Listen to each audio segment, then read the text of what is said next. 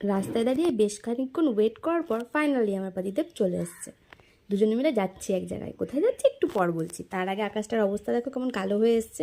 আমার তো মনটাই খারাপ হয়ে গেছিলো, ভাবছিলাম হয়তো আজকে যেতে পারবো না। তো যাই হোক, চলো বলতে শুরু করি কোথায় যাচ্ছি। আজ কিন্তু আমরা দুজনে মিলেই যাচ্ছি ঘুরতে, মেয়েকেও সাথে নিইনি। মেয়ে জানেই না যে আমরা বেরিয়েছি। তো কোথায় যাচ্ছি এবার বলেই ফেলি, আমরা যাচ্ছি আজকে ফুলিয়ার কালো বস্তার ঘাটে। এই জায়গাটার ঠিকানা আমার ভাই আমায় প্রায় 1.5-2 বছর আগে বলেছিল, কারণ ও গুগল সার্চ করতে করতে এই জায়গাটা পেয়েছিল আর ও ঘুরেও গেছে। ও বলেছিল একবার গিয়ে ঘুরে আসি, জায়গাটা সত্যি খুব সুন্দর। আর আমি এসে দেখলাম সত্যি ভীষণ শান্তিপূর্ণ জায়গা। কিন্তু ভাই যখন আমায় বলেছে তখন জায়গাটা এতটাও ফেমাস ছিল না, কিন্তু এখন অনেকটাই ফেমাস হয়ে গেছে, যেই কারণে একটু লোকজনের ভিড় বেশি ছিল।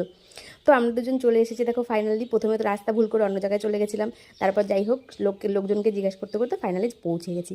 দেখো কি সুন্দর লাগছে জায়গাটা, আর এত সুন্দর ঠান্ডা ঠান্ডা হাওয়া দিচ্ছিল, আমার যে কী ভালো লাগছিল। আর ওইখানে দেখো বট গাছটা সামনে দেখতে পাচ্ছ, ওইখানে যাওয়ার ইচ্ছা ছিল, কিন্তু ওই বট